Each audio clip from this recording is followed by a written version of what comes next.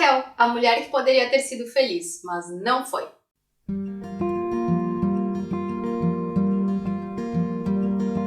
Olá, eu sou a Dani Cador, eu sou teóloga, escritora, design de moda e também criadora do Ministério Online Vem e Vamos. E aqui na internet eu compartilho sobre a Palavra de Deus, teologia e vida cristã. E nesse momento em especial nós estamos conversando sobre as mulheres da Bíblia e hoje nós falaremos sobre Raquel. É impossível nós falarmos sobre Raquel sem lembrar de Lia. Até quando nós costumamos ler sobre as mulheres da Bíblia, elas aparecem juntas. Mas aqui eu quero fazer algo diferente, nós vamos estudar elas de maneira separada.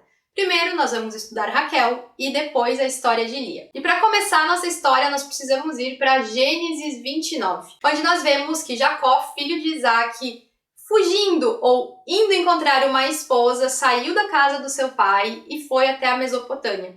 Foi até onde estavam os parentes da sua mãe e chegando lá, ele também parou perto de um poço e foi exatamente nesse lugar que ele se encontrou com Raquel.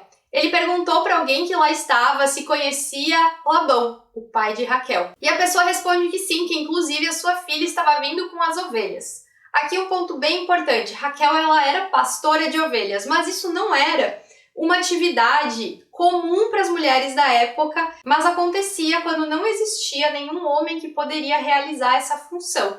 Por quê? Era algo extremamente perigoso e era isso que Raquel fazia, mas não era algo comum na época. E então o encontro de Jacó acontece com Raquel. Jacó tira a pedra que tapava o poço, dá de beber para as ovelhas e revela para Raquel que a mãe dele era irmã de seu pai e a beija. Esse beijo, muitas vezes, como a gente está falando uma história de amor ou casamento, a gente pode pensar que ele foi um beijo amoroso. Na verdade, foi um beijo comum para a época, não foi um beijo romântico, por assim dizer. E então Raquel, depois desse encontro, vai e conta tudo para o seu pai. O seu pai aceita Jacó em sua casa. Mas antes de nós falarmos o que aconteceu com Jacó na casa de Labão, nós precisamos observar algo muito importante, o contraste entre a atitude de Jacó e a atitude do servo do seu avô quando estava procurando uma esposa para Isaac diante do poço.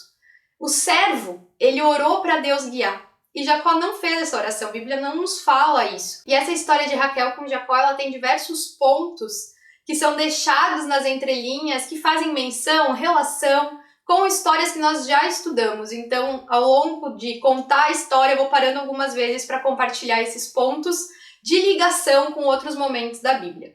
Mas seguindo, então, Jacó estava na casa de Labão e ele ia trabalhar para o seu tio.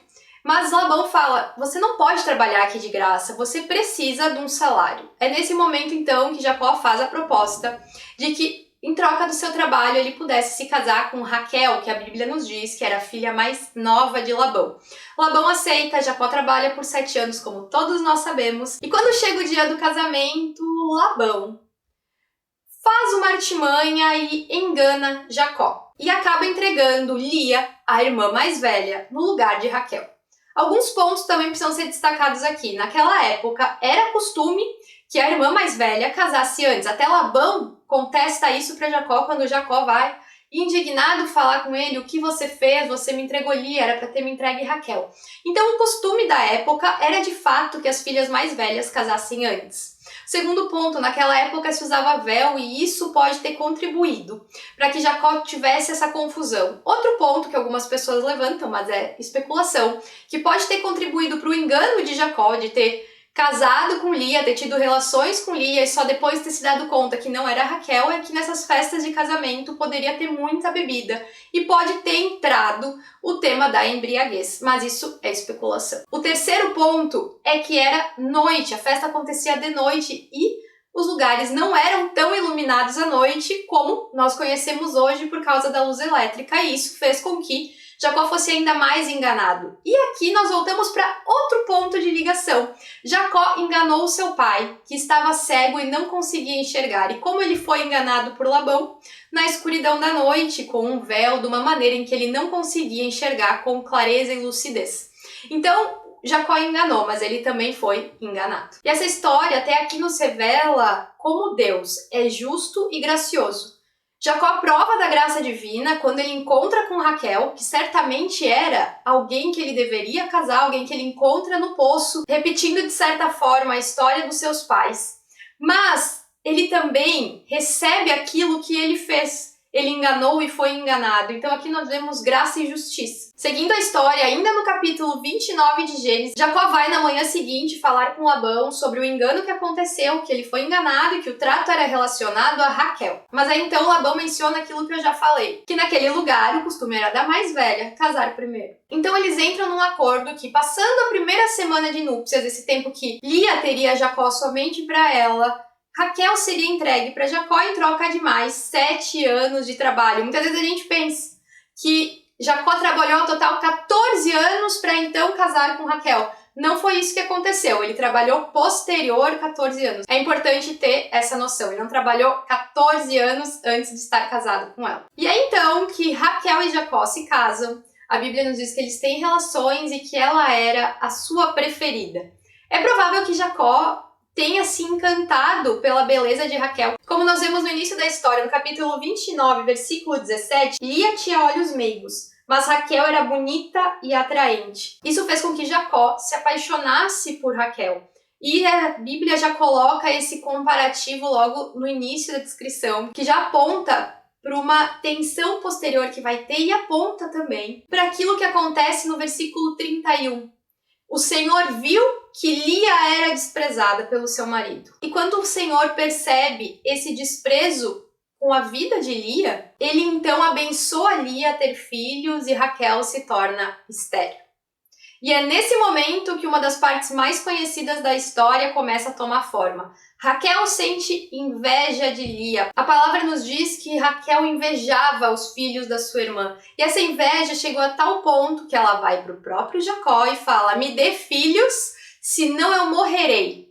Raquel relacionava estar viva com ter filhos. Jacó se irrita com ela e diz que não estava no lugar de Deus para fazer isso. Pausa para mais um momento de contraste. O que o pai de Jacó fez diante de Rebeca, que era estéril? Orou por ela. A palavra não nos dá nenhum indício que Jacó tenha feito isso. E então, numa atitude desesperada de Raquel, ela entrega sua serva para ter filhos no seu lugar com Jacó. Nós já falamos sobre isso, sobre a serva ser entregue no lugar da sua senhora para gerar filhos e o filho pertencer à sua senhora. No vídeo em que nós falamos sobre Sara e Agar. Nesse vídeo a gente fala mais sobre isso, eu vou deixar o link aqui na descrição se depois você quer entender um pouco mais sobre como funcionava entregar a serva para ter relações no seu lugar e como o filho da serva pertencia à senhora. E é isso que Raquel faz, ela entrega a sua serva para ter filhos, ela tem filhos no seu lugar, Lia continua tendo filhos, e depois entrega a sua serva para ter filhos no seu lugar e uma disputa inicia de quem tinha mais filhos, de quem teria mais filhos. No próximo vídeo, quando nós falarmos sobre Lia, nós vamos aprofundar mais nessa questão de como foi essa disputa, o significado dos nomes, mas por hora nós sabemos e temos em mente que Raquel iniciou uma disputa com a sua irmã Lia. Porém, em Gênesis 30 nós vemos que Deus torna Raquel fértil. A palavra nos diz que ele escutou o clamor dela. E diante do seu filho ela proclama: Deus tirou de mim a minha humilhação. E isso era algo muito comum e até condizente com aquilo que a gente já falou, acho que em todos os vídeos, que naquela época, no contexto, o papel da mulher e o seu valor estava em gerar filhos, a tal ponto que uma mulher que não gerasse filhos poderia ser descartado por seu marido. Então, ao gerar filhos, vê que a sua humilhação foi retirada. Chega um momento da história em que Jacó não quer mais permanecer na terra de Labão. Ele também recebe uma direção do Senhor para ele não permanecer ali. E ele chama então as suas 2 esposas e compartilha isso com elas. E elas rapidamente prontificam-se de ir com ele e não se importam em sair da terra do seu pai. Isso pode parecer algo óbvio para nós, mas naquele tempo faria sentido se ele fosse um bom pai que elas permanecessem e quisessem permanecer. Até porque tudo que eles tinham estavam lá. Mas elas deixam claro, conforme elas vão falando, que a maneira que o pai delas tratou elas não foi uma maneira digna. A desonestidade do seu pai fez com que elas ficassem, de certa forma, amarguradas, com razão, e então estivessem totalmente dispostas a seguir Jacó. Jacó, então, segue viagem e vai em direção à casa do seu pai Isaque. E no caminho, Labão consegue alcançar ele, porque essas viagens não eram curtas e rápidas a ponto de uma pessoa conseguir sair primeiro e chegar com muita antecedência. Labão alcança Jacó e fala para ele que ele poderia destruir a vida de Jacó, mas que ele não faria isso, porque uma noite antes, O Senhor apareceu para ele em sonho e por isso a vida de Jacó seria poupada. Porém, no versículo 19 do capítulo 30, nós vemos que Raquel roubou os ídolos do seu pai. E Labão vai e fala para Jacó que ele não entende por que Jacó levou o seu ídolo. Jacó, então, rapidamente, não sabia que Raquel tinha feito isso, disse que se alguém for encontrado com os ídolos, pode ser morto. Então, Labão entra na tenda de Jacó, de Lia, e não encontra, e ele entra na tenda que está Raquel. Raquel escondeu os ídolos dentro de uma cela, e ela está sentada em cima. Quando Labão chega, ela pede perdão por não se levantar, porque ela estava com fluxo de sangue. E aqui está a grande sacada de Raquel. A desculpa que ela usa para não se levantar faz muito sentido, porque na época o fluxo de sangue das mulheres era considerado como o lar dos demônios, portador de demônios, onde os demônios habitavam. Então nenhum homem chegaria perto dela naquele momento, e foi isso que Labão fez, ele não se aproximou e assim Raquel escondeu os ídolos do seu pai. O que levou Raquel a pegar os ídolos é um mistério. Pode ser que ela nunca tenha se desprendido dos seus ídolos, pode ser que ela temeu, porque acreditava que o seu pai usaria os ídolos para fazer mal a Jacó. Pode ser que ela simplesmente quis levar eles, mas para mim isso aponta para a idolatria, que Raquel continuou tendo no seu coração diferente, mais uma ligação, daquilo que nós lemos sobre Sara, sobre Rebeca, que elas saíram da sua terra e aderiram à fé daquele que estava com elas. Isso nos mostra que, de certa maneira, Raquel cultivou ídolos que não era o Deus de Jacó. No capítulo 35, nós vemos que Jacó se reconcilia com Esaú e, nesse momento, ele fala para todos da sua casa livrarem-se dos ídolos. A história dos ídolos na relação com Raquel acaba aí. Mas um ponto importante da vida de Raquel nos é contada no capítulo 35, versículo 16, que diz assim: Eles partiram de Betel e quando ainda estavam a certa distância de Eufrate, Raquel começou a dar à luz com grande dificuldade. E enquanto sofria muito tentando dar à luz, a parteira lhe disse: Não tenha medo, pois você ainda terá outro menino.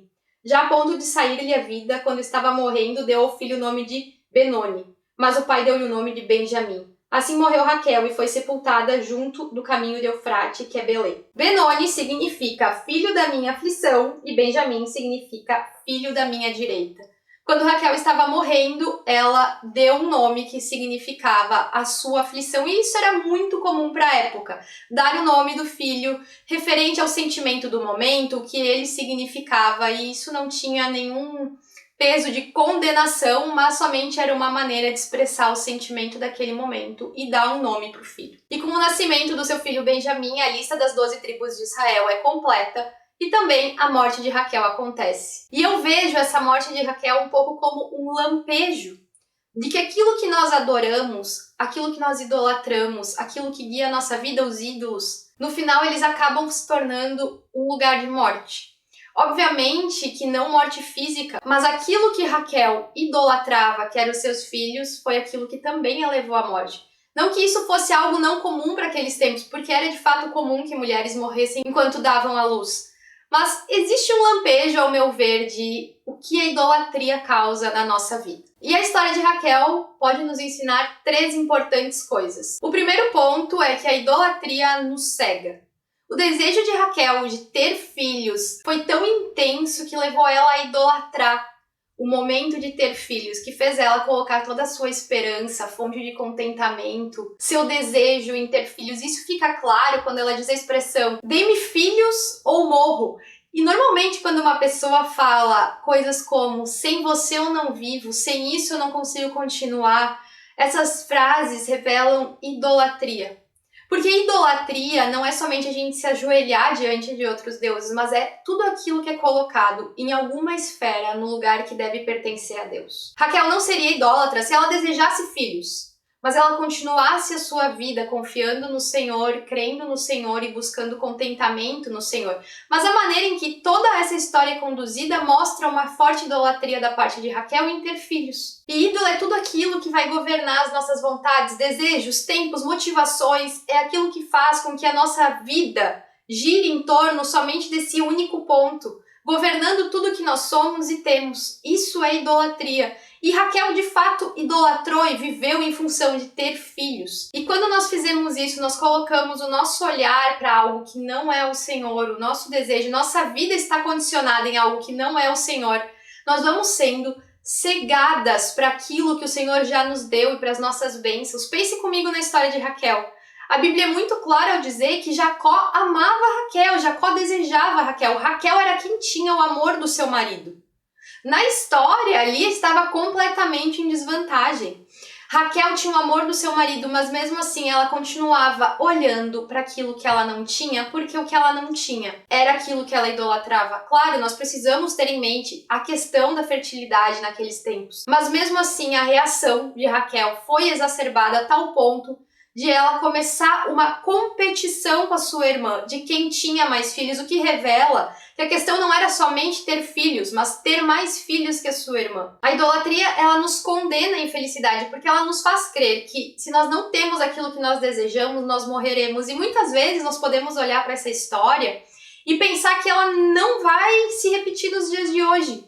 Mas quantas pessoas você não conhece que deposita a sua esperança em quando eu casar, quando eu trocar de carro, quando eu tiver filho, quando eu mudar de cidade, quando eu viajar, quando algo. A sua esperança não está no Senhor e o seu contentamento não está naquilo que já recebeu do Senhor, mas naquilo que um dia, quem sabe, irá acontecer. Isso acaba virando um objeto de idolatria. Novamente, não é questão de não desejar, é a questão de o que isso ocupa na nossa vida, no nosso coração. Qual é o espaço desse desejo? Porque desejar ter filhos é algo bom. Você pode desejar viajar, trocar de casa, ter um emprego. Mas se você condiciona a sua vida, a sua felicidade, a sua existência a isso, é um sinal de que isso é o objeto da sua idolatria. O segundo ponto é a disputa tola e a inveja. A gente é bombardeado com a vida alheia e a comparação pode estar sempre nos rodando. E a comparação, ela é uma linha extremamente tênue para a gente invejar e querer ter o que é do outro e não nosso. Raquel olhou para a vida de Lia, se comparou com Lia, ela tem e eu não tenho, e começou a invejar ela, invejar sua irmã. No momento que ela começou a invejar sua irmã, ela começou a competir com a sua irmã. E isso fez com que o foco saísse totalmente de controle, porque Raquel não desejava maternidade, como eu falei anteriormente, ela desejava ter mais filhos que Lia.